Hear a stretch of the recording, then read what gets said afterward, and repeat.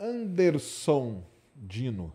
Salve, povo. Em Interestelar, o astronauta que ficou na nave não observaria os planetas fazendo translações em altas velocidades ao redor do Gargantua para justificar a dilatação temporal?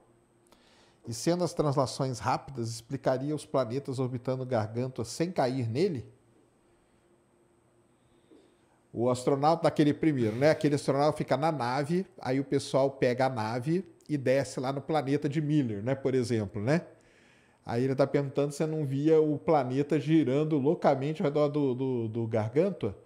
Acho que não, porque ele está naquele ponto ali, né? Naqueles pontos a órbita lá, não tem?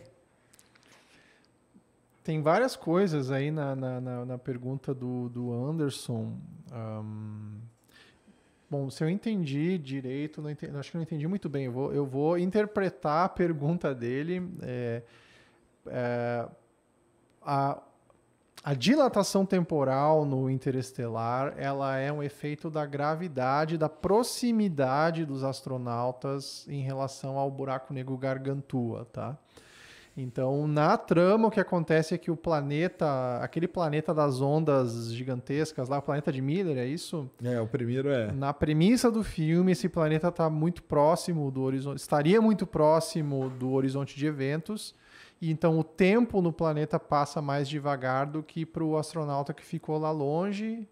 Tá? Mas isso é um efeito da proximidade do buraco negro, tá? Não é o movimento do planeta nem nada mais. É aquela história. A gravidade, ela afeta o fluxo do tempo. Tá? Sim. Agora, sim, é possível, em princípio possível planetas orbitarem um buraco negro, tá? Agora, assim, entrando um pouquinho mais de detalhes aqui, o que eles mostram lá no filme Interestelar, o que o Christopher Nolan fez na cinematografia, não tem nada a ver com as contas que o astrofísico contratado pelo filme, o Kip Thorne, passou para o Christopher Nolan. Se você fizer os cálculos para conseguir fazer 1 hora no planeta de Miller se transformar em 20 e poucos anos para quem ficou longe do buraco negro, você teria que estar quase tocando o horizonte de eventos de um buraco negro de Kerr. Tá? Na prática, o que aconteceria é que o planeta, metade dele seria absorvida pelo buraco negro. Não seria possível nem sustentar uma órbita tão próxima do buraco negro. Tá? Então, seria possível, em princípio, alguém sofrer essa dilatação temporal extrema que o filme mostra, mas na prática, não. E no filme lá, muito menos. No filme, pelo que você consegue ver, eles estão muito longe lá do disco de acreção do Gargantua no filme do Planeta de Miller. Então, é auto-inconsistente o que está acontecendo lá. Nós até falamos ontem, o Caio Gomes veio aqui, que a gente já falou bastante do Interestelar. Sim.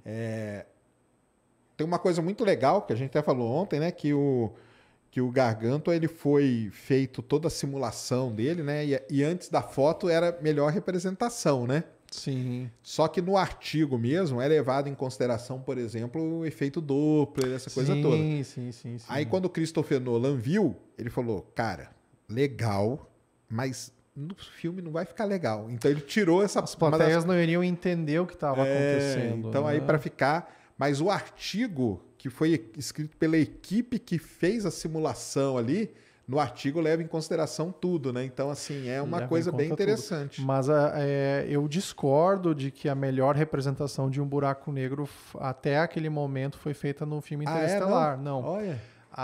A melhor representação, em termos de ser fidedigna de um disco de acreção e do efeito do buraco negro no disco de acreção, foi feita na década de 70 por um astrofísico francês chamado Jean-Pierre Luminet. Aquela do Jean-Pierre. Né? Esse cara fez o primeiro cálculo do efeito da curvatura do espaço-tempo no brilho de disco de acreção.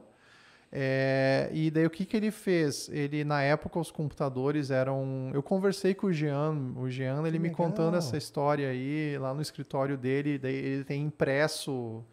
Aquela imagem famosa. Ele fez Coloca aí, Mulambo, aí no ele Jean-Pierre Black Hole, que aí vai aparecer.